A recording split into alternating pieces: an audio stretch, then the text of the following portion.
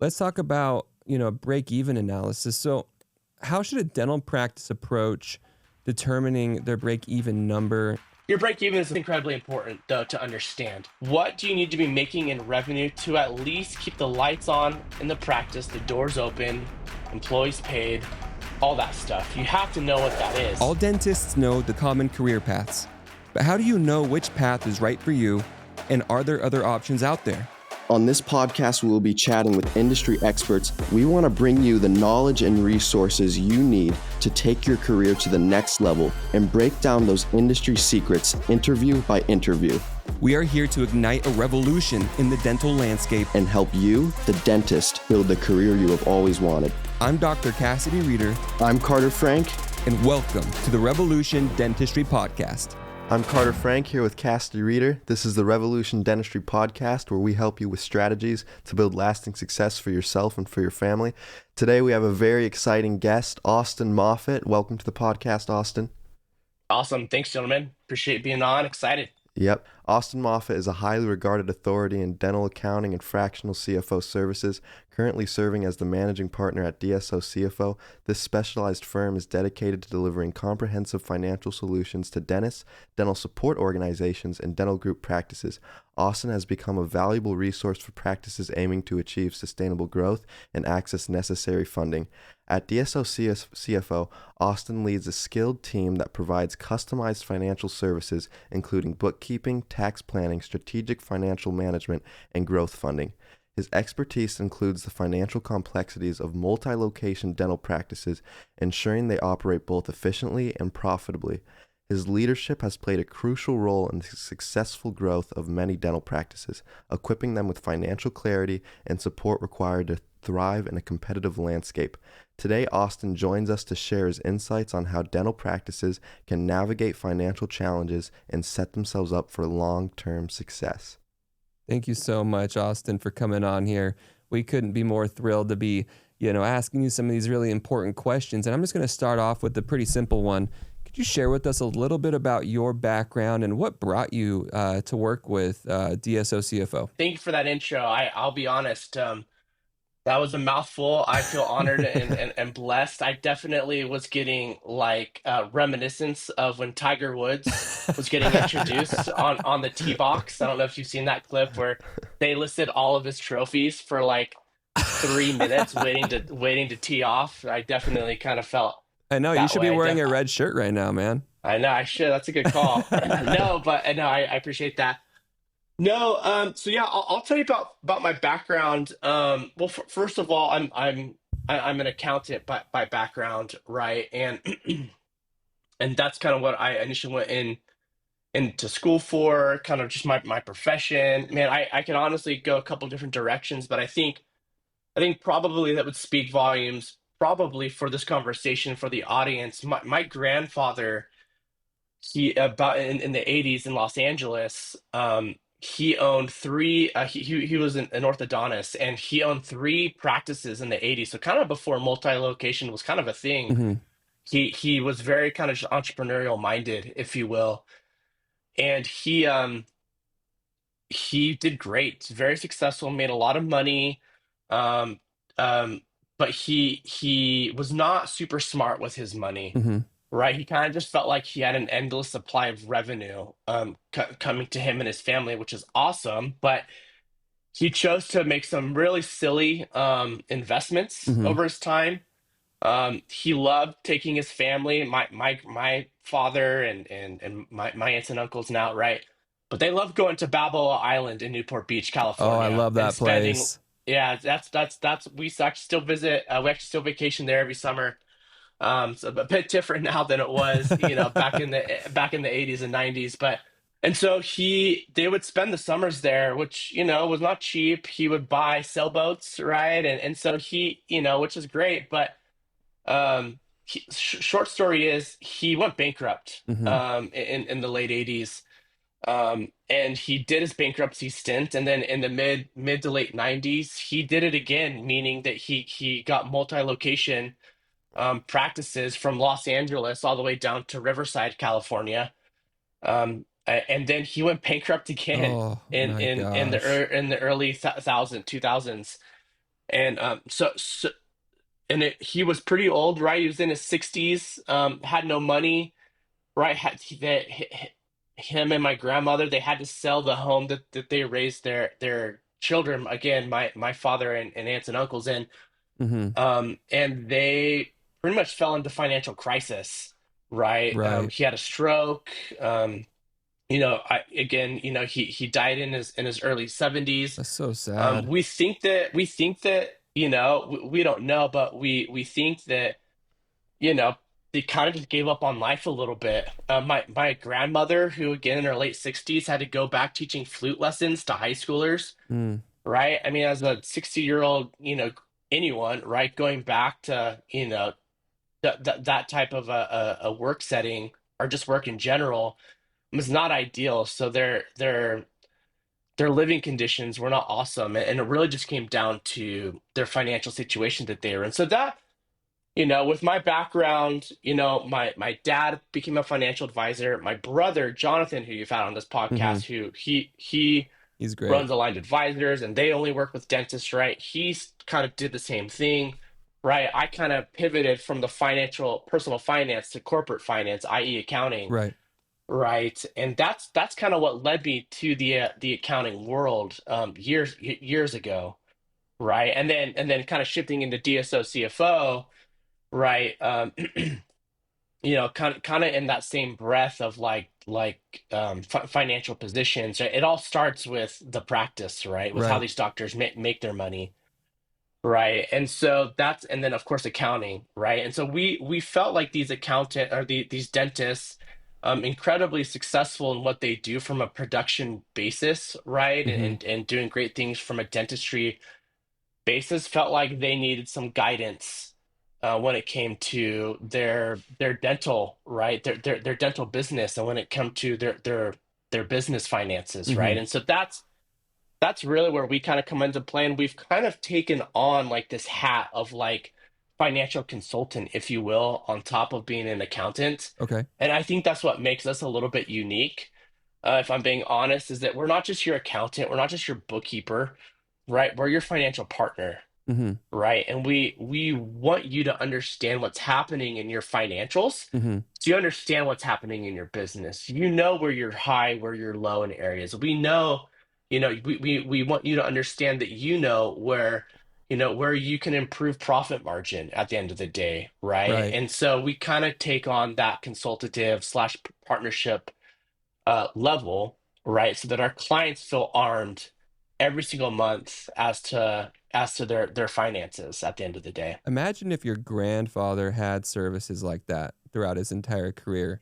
Imagine if, yeah, and it's a common story that we hear that's, in my opinion, tragically common, dentists in that kind of position. So I really admire what you have done and that what you are aiming to do to help empower, encourage, and help dentists avoid those common pitfalls and, help them live, retire comfortably, do all these different things that your grandfather was unfortunate, in not being able to do. So thank you. Yeah, no, I appreciate that. And this is probably premature. This is definitely not our official coming out party, if you will. But Jonathan, my brother, Jonathan Moffat, Aligned Advisors, and DSO CFO, we will be merging officially later What? this year. And we feel like that's a really big deal It because is. for doctors, right, we're a one-stop shop when it comes to like all things finance, Mm-hmm. personal finance, taxes, corporate taxes, personal tax, right? Accounting, right? Right. CFO service, right? All that stuff. Well, And so, congratulations. That's huge. yeah, no, Yeah. it is official, but we haven't officially announced it. So Yeah. I'm probably Were we the first probably ones to hear not supposed to be that? saying it. Yeah, I'm not probably supposed to be talking about it, but just kind of in the same breath of my grandfather, and if he had something like these services, I think if he would adhere to our advice, I think would probably be the key factor there. It'd But be tough to be a prophet in your hometown, right? yeah, for sure, for sure, for sure. But that being said, it's we've been there, we've done that, right? We've actually owned practices in the past, so we can actually say that we've personally been there and done that. We've exited our practices Hmm. also, right? And so we can speak from that experience as well, which I think is also a little bit unique as well. Absolutely. Thank you for that. Awesome. Well, thanks for giving our viewers a little sneak peek of the future of DSO CFO. Yeah, we're excited. We're excited. Yeah. So for our next question, what are the key factors that dental practices should focus on when reviewing their financial health? For example, should payroll avoid exceeding 50% of the practice's revenue, and the benefit of breaking down payroll by position and department? It's kind of our bread and butter. We're very confident and familiar with where you should be as a practice from a financial operational standpoint, i.e., like dental practice benchmarks. Hmm. Right. That's our thing. I'll say this just so I could provide some additional, I guess, comfort, right, from kind of where we stand from, and why I'm about to say what I'm about to say, right? I personally see a little over 200 dental practice financials every single month. Okay. Just me for my team. Wow. Um, that's as of now, January 2025, right? My guess is probably in a couple months it'll be, more than that, right? But Right.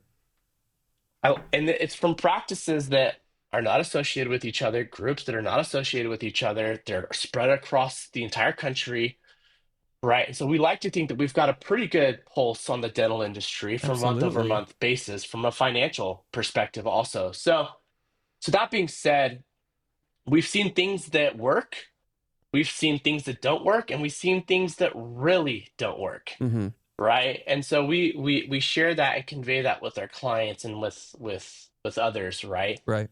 So that being said, back to, what should doctors and practice owners be tracking on their financials? I'll just say that there's a few things, and I will certainly drill into payroll because that is the biggest thing to track, right? Okay. But the first thing is your revenue. You need to have a revenue goal, and it needs to be a realistic revenue goal, and it needs to be tracked, right? It's easy to say, oh, I want to make $120,000. We're going to produce $120,000, in January. That's awesome. I really hope you do. I really, really do. Hmm. But does that make sense when last year you were averaging about $83,000 a month in revenue or in production?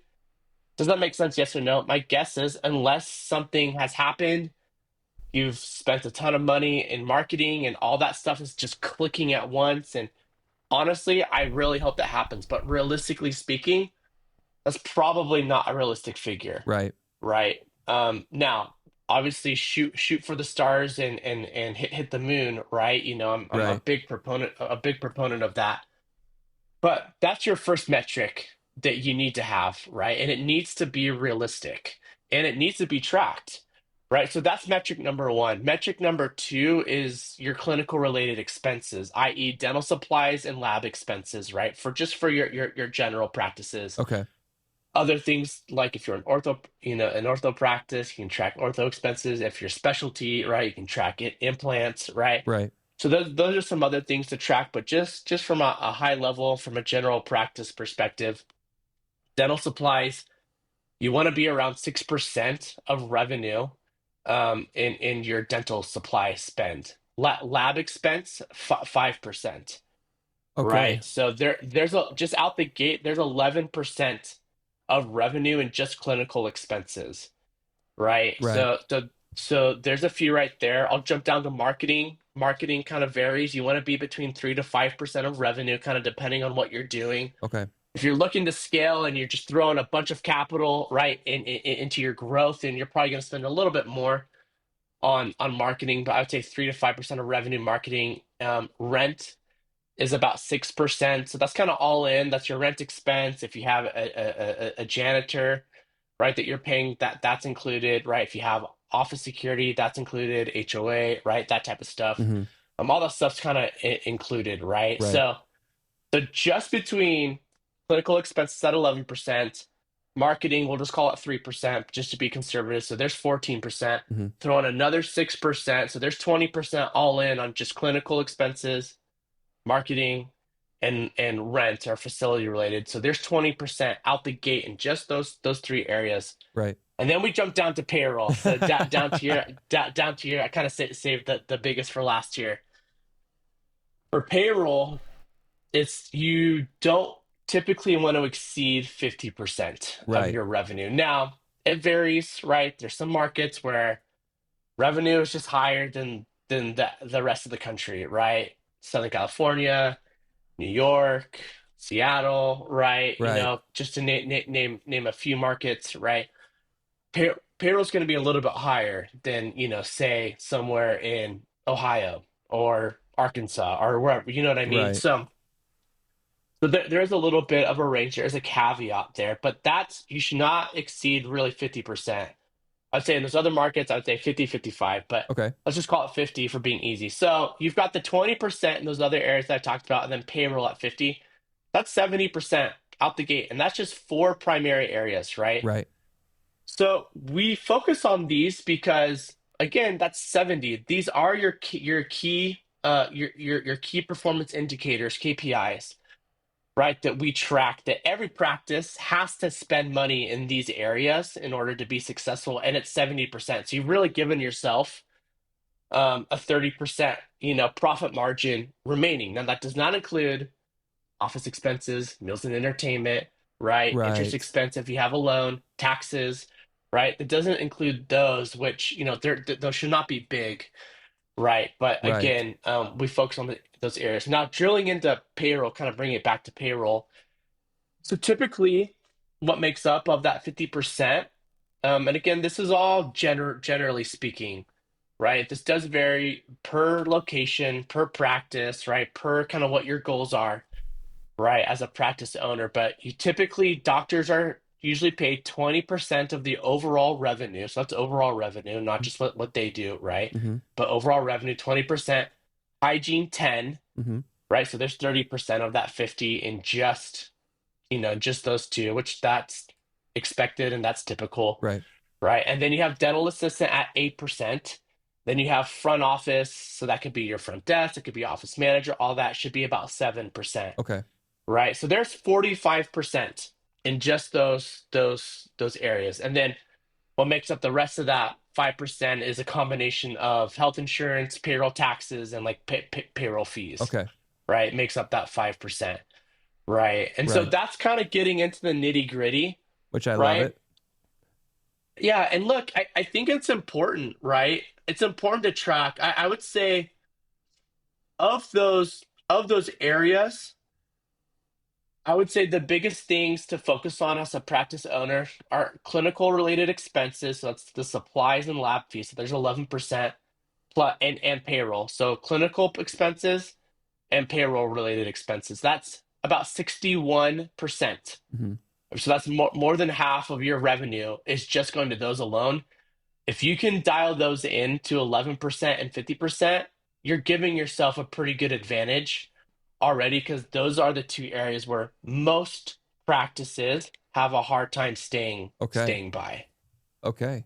I think that you gave an incredibly comprehensive list there, Austin. My goodness, thank you so much. And that's what, our listeners love is just knowing the details. And you gave an absolutely incredible amount of information there that if someone just took the time to sit down and write down everything that you just mentioned, they've got just everything that they could need right there to figure out what their benchmark should be for payroll. Thank you so Right. much. Yeah, no, of course. And if I could just kind Of course. of like tie that segment in a bow by going off of these metrics. Now, there's some other things, right? There's always some unique, circumstances. Not every practice is the same. Nothing's cookie cutter, if you will. Yeah. Right. But generally, we try to get our clients to get in a position where they have a profit margin between 20% to 15%, right? Profit margin on a monthly basis, Okay. right? And the way that we see it is, what other investment do you have or does anyone have where you're seeing a 20 to 15, profit margin on, right? And Yeah. you're not, right? And that's what we're so big on our clients being successful because you're not you're not going to Wall Street. You're not going to, well, you're not flipping houses or whatever, right? And you're, especially on a monthly basis, mind you, right? Right. And you're getting a 20 to 15x, or not X, but a 20 to 15% profit margin on. Yeah. Right. And so we're big on that. And we want, like I said, we want our clients to be successful. Just when these DSOs, which we love, right, are awesome. When they approach, it's all right, think about this, right? Is it a bigger or better opportunity for you to sell your practice, right? Right. Or keep your practice and keep, doing your thing on a 15 to 20% profit margin, right? And those are discussions that we have with our clients on a monthly basis. I think that's a really important discussion, and something that we understand is, let's say that we have a doctor who's 35, 40 years old. He has one practice, two practices that are at that 15 to 20%, profit margin there. And they get an offer, right, from a DSO, or they get an offer from a buyer to, sell their practices for, 5, 6, multiple of EBITDA, or whatever the case may be. And they're like, dang, like that's a pretty penny. I could take that and use it as a nest egg, and, retire clinically. But how long could those funds realistically last you if you're that young? That's a good question. There's no like specific answer, to be totally honest, because it's such a case by case situation. Right. And so, but those are discussions that we have with our clients, and we do wrap in aligned advisors on those discussions as well. Right. Right. Because now you're tying in corporate, right? I.e. the sale of your practice. And then whatever those funds are, the owner doctor would receive, right? Mm-hmm. That then impacts them personally, right? And that's where we tie in aligned advisors. So they're really good yin and yang, Yeah. if you will. Hence, kind of the idea of like, hey, it probably makes sense to merge, right? Like, Right. doctors they need this, right? Especially in the environment that we're in the dental space. The DSOs aren't going away anytime soon. Private equity in the dental space isn't going away anytime soon. Right, so these offers on these practices aren't going to start slowing down anytime soon. Right. Right, so these are discussions that need to be had for these doctors. So that being said, it really just depends, right? I mean, what if you have again, there's so many circumstances, but we'll just speak from a very general perspective. Mm-hmm. Let's just say that you have a doctor that's offered $2 million, right? Right. $2 million, right? All cash. Now, I'll be honest, that seldom happens. All cash, right? There's usually a deal where it's like, hey, we'll give you, let's just say, hey, your practice is valued at $2 million. You have no outstanding debt, right? And so this doctor is like, awesome, I'm going to get $2 million. Typically an offer, right, is like, hey, we'll give you 50% up front, right? And then, you can get the other, 50% In 5 years.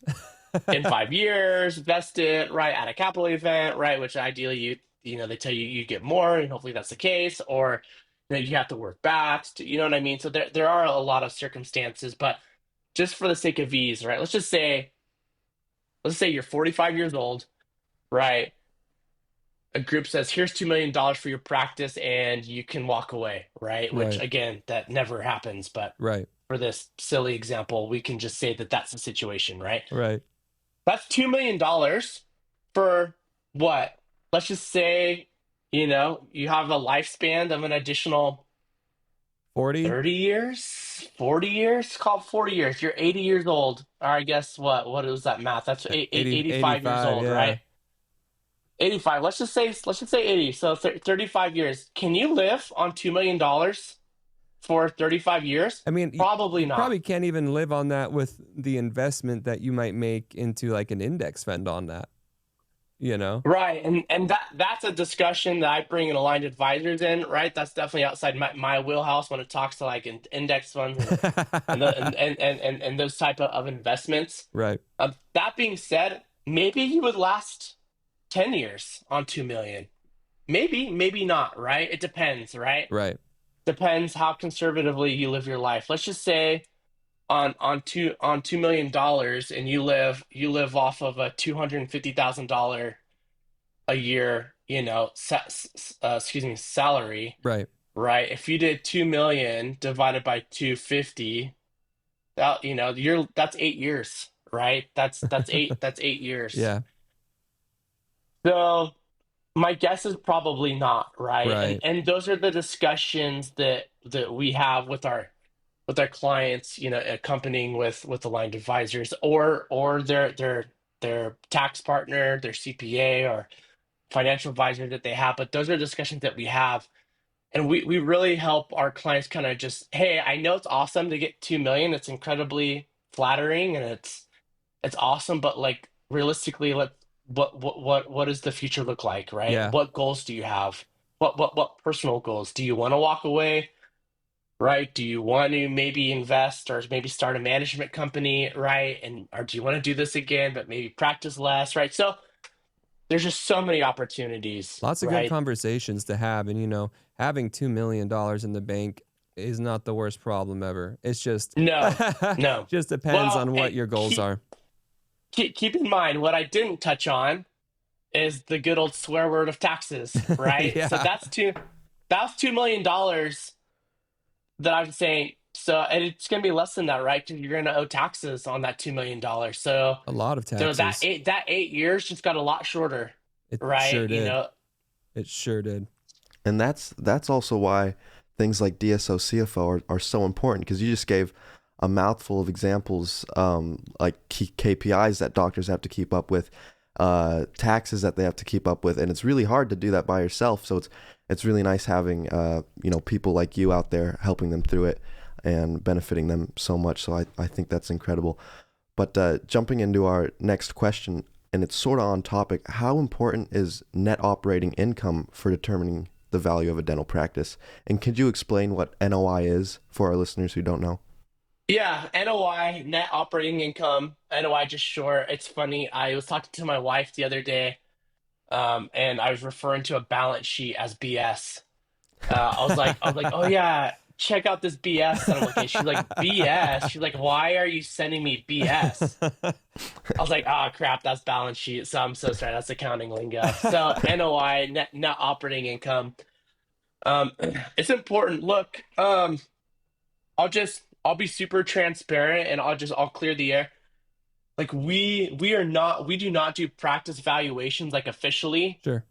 We have our friends at McLaren and Associates that we refer a lot of our clients to for like actual legitimate like practice valuations. What we do offer though, because we work very closely with McLaren and Associates, other DSOs that do their own valuations, we do offer opinions of value is what we call them, right? It's our opinion of what the value of your practice is. Now, we're pretty good at doing that, right? Right. I would say our opinions of value are pretty dang close to what a practice valuation would be. Yeah. And so we actually give our clients who work with us every single month, they know what their opinion of value of their practice is. And I gotta say it's not gonna deviate too far, but net operating income plays the biggest factor. What net operating income is, at least the way that we approach it, is you have two lines, and I'm gonna get a little accounting nerdy here, so I'm gonna Love ask it. forgiveness No, we love from it. everyone on here. You have what's called net operating income, and then you have net income, which is the bottom line of your profit and loss statement Mhm. that you see. Now, the net income is like that's after everything. That's after EBITDA, right? That's after some non-operational related expenses, maybe like you hired a consultant, right? Maybe you did some travel, you have continuing education, things like that. So the net operating income is key for us. The way that we present our financials to our clients is because we strip out all the EBITDA and all the what we call like fatty related expenses, if Mhm. you will, Mhm. from a practice, right? So that net, so like fatty, like I said, is like the continuing education. You don't necessarily need continuing education The to car make a payments. practice go around. Yeah, right. It's like you need rent, right? You need clinical expenses. You need payroll, right? You need revenue. You need all that stuff to make a practice go around. You don't necessarily need like whatever you don't need to pay a consultant to come in for like once a quarter or whatever, right? You Right. don't necessarily need that to make a practice go around. So we strip all that out, right? And then we put that below the net operating income. So that net operating income, right? So above the net income, so that not net operating income shows the true meat and potatoes of a practice. And why that's important is if I'm going to come in and buy your practice, Cassidy, Mm-hmm. I'm going to look at your financials and say, hey, man, looks like you've got a couple of auto expenses. Like it looks like you've got your Range Rover monthly auto payment, monthly payment is hitting your practice. Look, that's cool, man. I'm glad that you could do that. I'm glad that you could do that. That's amazing. You need that to get to your practice, right? I get it. Cool.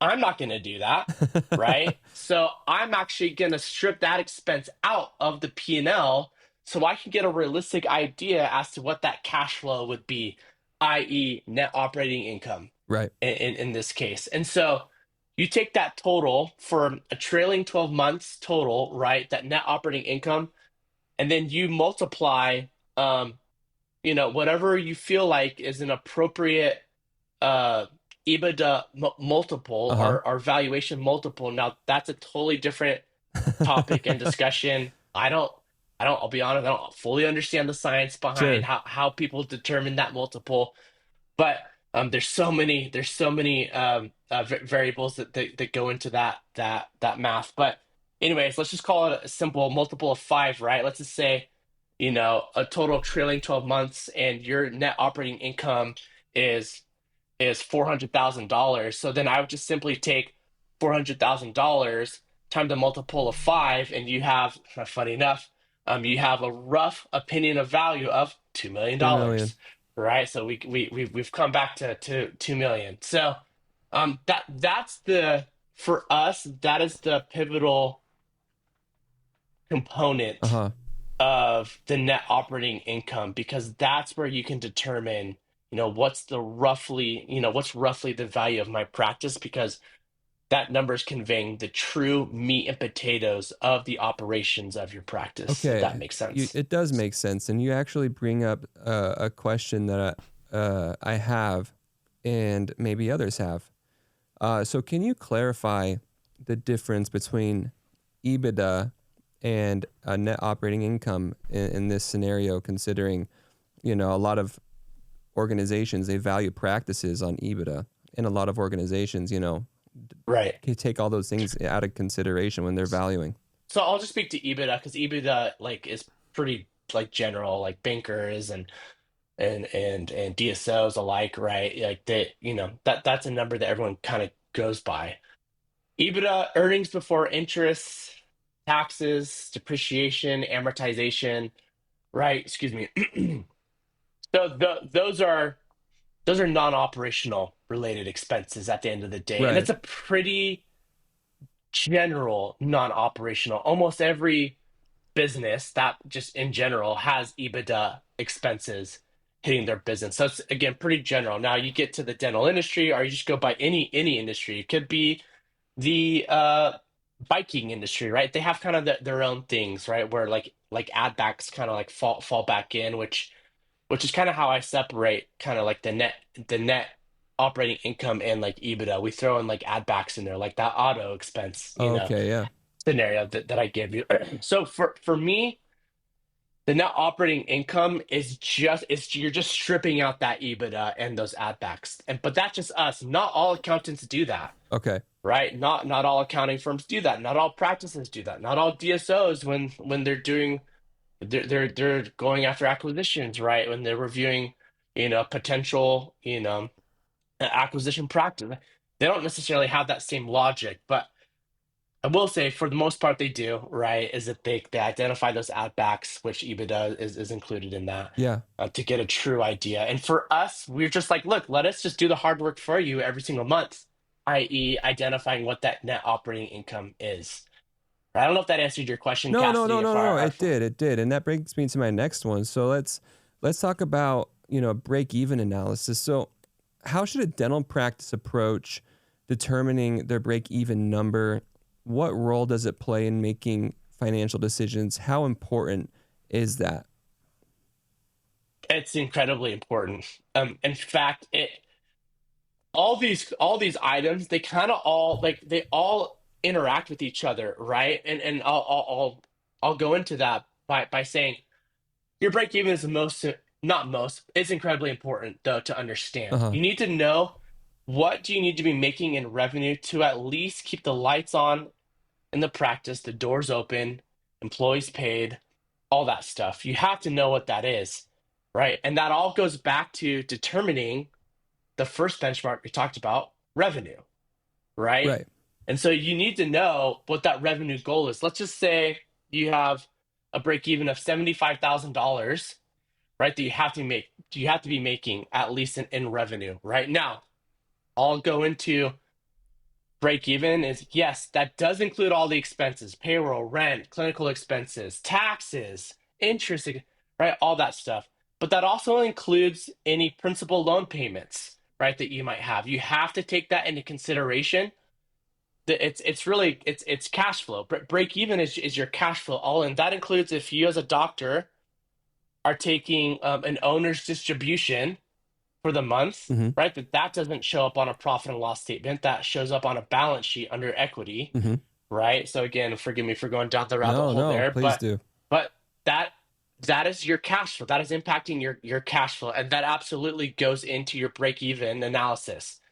Now, I'll just add this tidbit. So let's just say $75,000 is your break even, Mm-hmm. right? That includes principal loan payments. That includes maybe you're paying yourself a $10,000 or $10,000 a month owner's distribution on top of what you're paying yourself as a, you Right. know, as an owner or as an executive or a producer, whatever that might be for you as a doctor in your practice. Right.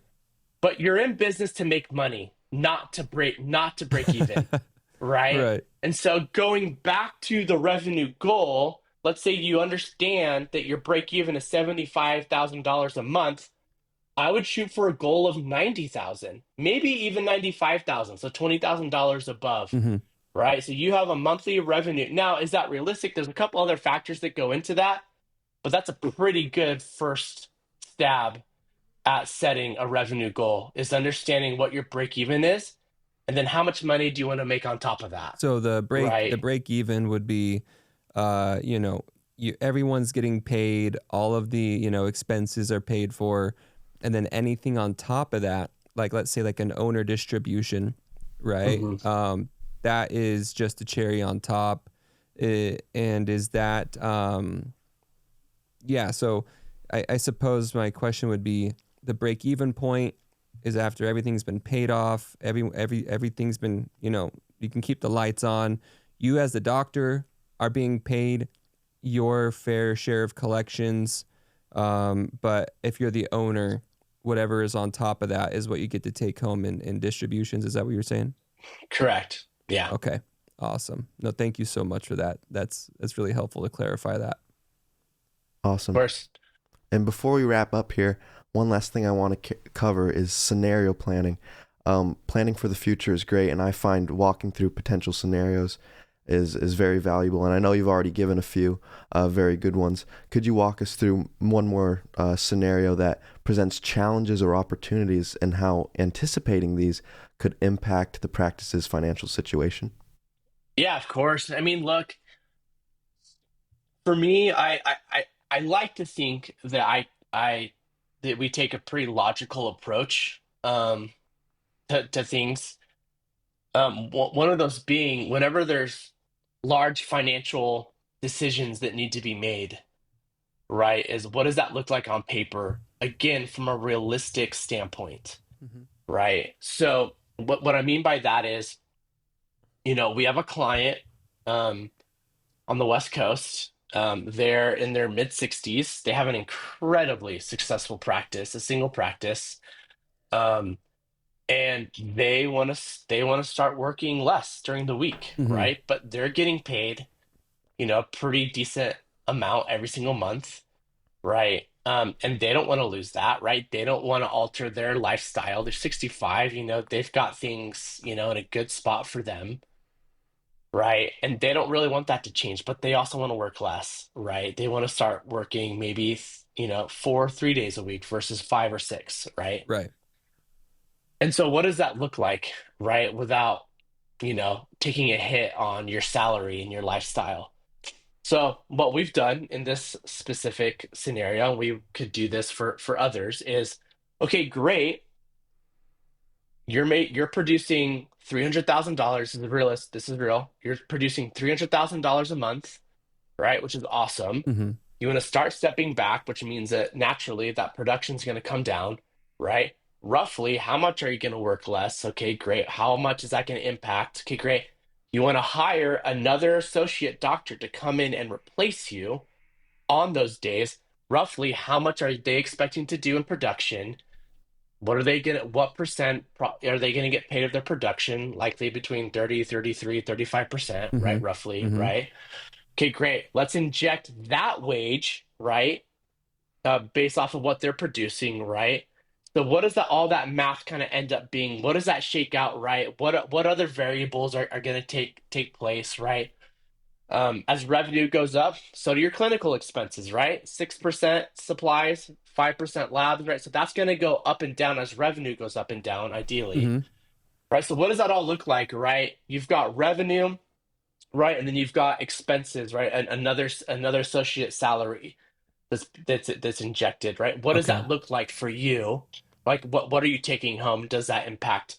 Now I realize it's a little complicated to probably understand that, but that's why we build out forecasts and scenarios on paper and show that we take your financials Mm-hmm. realistically from a trailing 12-month historic perspective, and then inject that owner doctor working back less, so bringing a little less, adding in another associate, ideally filling in that revenue, right? That doctor Right. is leaving, and then that doctor still getting paid X, right? Right. And then that other associate doctor getting paid extra. Now it's going to take a little bit of a hit, most likely, but it depends on how much that new associate doctor is going to be producing. Uh-huh.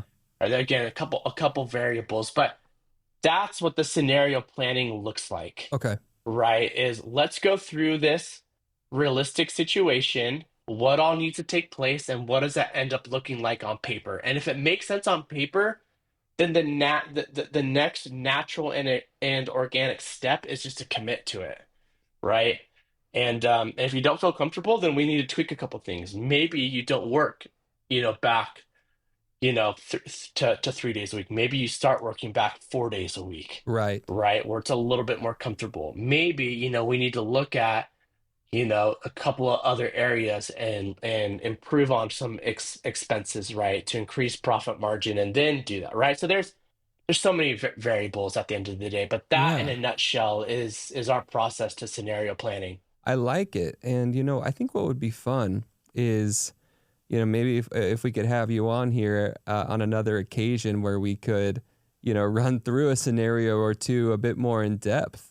We could Yeah. even have Yeah. Jonathan and you on to both tag team and run through some cool scenarios. Yeah, And well, we actually did that with Jonathan. Actually, it was actually a mutual client of ours, and we actually did it together because, and that's again kind of coming back to like it just make like that yin and yang. yeah. Is here's what it looks like from a business perspective, so we can show you profit margin and cash flow. Mm-hmm. Does that meet your needs as the owner doctor, right? Right. And that's the critical point, right? Absolutely. I feel like that is every doctor's concern when trying to step away is Right. what is that going to look like in terms of financial impact on the practice and the I guess the revenue or the money that I could pull in as an owner, Right. So I think that's extremely important, and I'm really glad that you guys are able to offer those types of services because it's something that's absolutely necessary. Right. We are so incredibly thankful, Austin, that you would come on here and share so much knowledge with us. Holy cow. I can't wait to run this episode back and just take it down piece by piece because you do this every day, all day. Right. And for a lot of Right. dentists, man, it's not as clear as it should be. And so, having this resource here on this episode to be able to, okay, let's break it down here. These are the different things that he mentioned about payroll. These are the different things he mentioned about considering when stepping away from the chair. All these are the considerations when trying to evaluate your net operating income. There's so many great details that you went through today, and there's so much that I've taken away from it. I know that Carter has. Thank you so much for coming on today, Austin. Yeah, thank you, gentlemen. Anytime. I realized I talked a lot about some heavy things. No, we love it. That's what we're all about. We're here to learn, right? How else are we going to learn unless we touch, get into the meat and potatoes, of course. right? Yeah, I'm more than happy to drill in on any of the topics too in the future as well. We're really big on arming doctors and our clients, but really just doctors in general with information, right? I feel like the more that they know, the more that they're aware, the better prepared they are to run their business and make financial strategic decisions. We couldn't agree more. Could not agree more. Awesome. Awesome. And before Cassidy closes this episode out, if someone were to want to reach out to you to learn more about DSO CFO or things like that, what would be a good email or phone number for them to reach you at? Yeah, I'd encourage you to visit dsocfo.com. That's our website. We're pretty easy to get a hold of there. My email is amoffat@dsocfo.com. That's AMOFFAT @dsocfo.com. Or you're welcome to text me anytime. I'm very responsive via text. 760-707-2301. I realize that's a little dangerous to give out, but I'm pretty easy, and I'm willing to talk to just about anyone. I'm so passionate about this, and I feel like it's so important that I enjoy talking about it, and I feel like it's so important. I just want to tell you guys that I think it was like a year and a half ago, I was listening to a podcast episode that Austin was doing, and he gave out his phone number, and I was like, okay, I'm going to text the guy and see what's up, see if he answers. And he sure enough did. And we got on a phone call, and I just had all these questions about dental business, and he was so accommodating and so helpful. And here he is on our podcast today. Yeah. So it's pretty funny how it goes full circle, and he's a really great person and you've been so great, Austin. Thank you so much. So thank you. Of course. So thanks everyone for tuning into the Revolution Dentistry podcast. If you're finding value here, make sure to subscribe so you never miss an episode, and we'll see you next time. Thank you.